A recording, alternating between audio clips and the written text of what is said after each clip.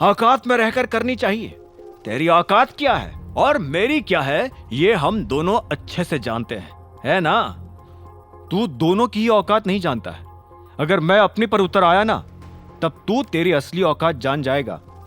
Last warning, Ananya से दूर। Got it? अभिनव की आंखों में आग साफ झलक रही थी। हालांकि चिराग उसके ज्यादा मुंह लगने के मूड में नहीं था, इसीलिए वो अपनी शर्ट छुड़ाकर वहां से जाने लगा। जाते जाते उसने ये भी कहा कि कुछ भी कर ले, लेकिन अनन्या सिर्फ मेरी होगी। अगर तू बीच में आया तो तुझे भी देख लूंगा।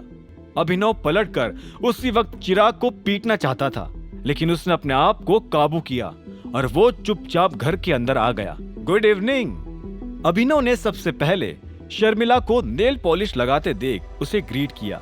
शर्मिला ने पहले तो उसे इग्नोर किया, लेकिन जैसे ही अभिनव आगे बढ़ने लगा वो बोल पड़ी, मुझे लगा था तुम वापस नहीं आओगे, पर अफसोस।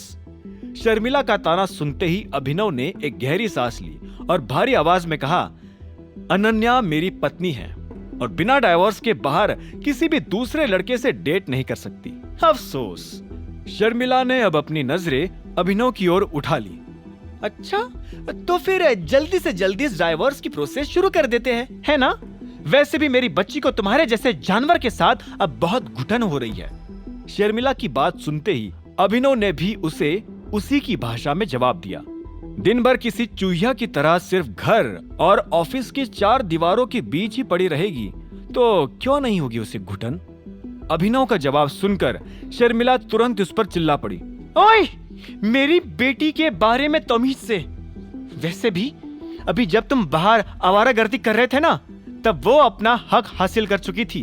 शर्मिला की ये बात सुनकर अभिनव के हाव भाव गुस्से से हैरानी में बदल गए। उसने शर्मिला के थोड़ा करीब आते हुए पूछा, हक हासिल कर लिया मतलब अब कंपनी उसके नाम होने वाली है? हाँ, शर्मिला ने दुनिया भर का घमंड दिखाते हुए कहा, कंपनी अब उसके नाम होने वाली है और वो किसी के भी सहारे नहीं रहेगी, अब इंडिपेंडेंट हो जाएगी और सबसे पहले तुम्हें अपनी जिंदगी से बाहर निकाल देगी। शर्मिला के चेहरे पर अभिनव की बेइज्जती करते हुए मुस्कान भी थी और अनन्या की तारीफ करते हुए चमक भी। दोनों को ही देखकर अभिनव जोर से हंसना चाहता था, पर फिर उसने सोचा कि ये औरत फिर से उसे सुनाना शुरू कर देगी। अच्छी बात है, कॉन्ग्रेचुलेशंस। बात खत्म करते हुए अभिनव अपने बेडरूम की ओर बढ़ने लगा।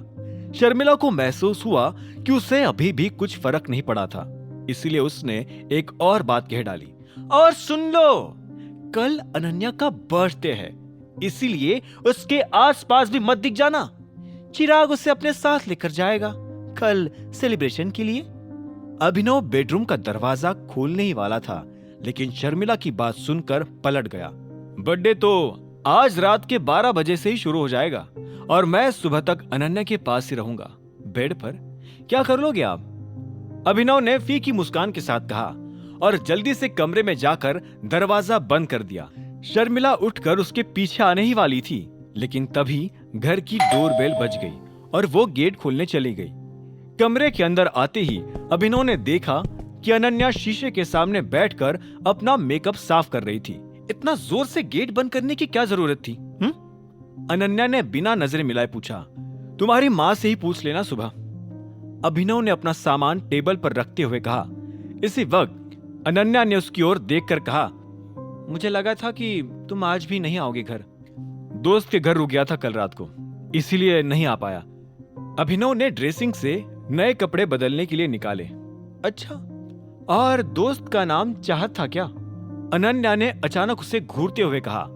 अभिनव ने कपड़े साइड में रखे और उसकी ओर देखकर उसे जवाब दिया, कोई चाहत वाहत नहीं थी, और वैसे भी उसका कॉल आ गया होगा ना तुम्हारे पास कि वो पूरा फोटो वाला मैटर असल में था क्या?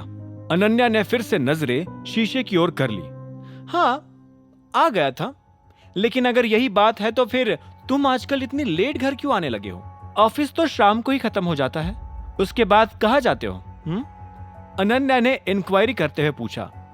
कल का मैंने तुम्हें बता ही दिया है, और आज मैं लेट इसलिए हो गया क्योंकि दिल्ली गया था। अब तुम्हें भी पता है कि इस शहर में ट्रैफिक कैसा होता है। अभिनव ने अपनी सफाई देते हुए कहा। अच्छा, इतना सस्ता और पुराना सूट पहनकर दिल्ली में कहाँ चले गए थे? अनन्या ने फिर से उसकी ओर देखकर पूछा। अभिनव अब उसके सवालों से तंग आ चुका था। तुम आज इतने सवाल जवाब क्यों कर रही हो? वाइफ हो तुम्हारी, एटलीस्ट फिलहाल तो, इसलिए कर सकती हूँ सवाल जवाब। अनन्या ने गुस्से भरी सांस छोड़कर कहा। आगे की कहानी जानने के लिए देखें अगला एपिसोड सिर्फ पॉकेट एफएम के यूट्यूब चैनल पर, और द रिटर्न ऑफ टाइगर के सारे एपिसोड्स को सुनने के लिए डिस्क्रिप्शन में दी लिंक से डाउनलोड करें पॉकेट एफएम ऐप।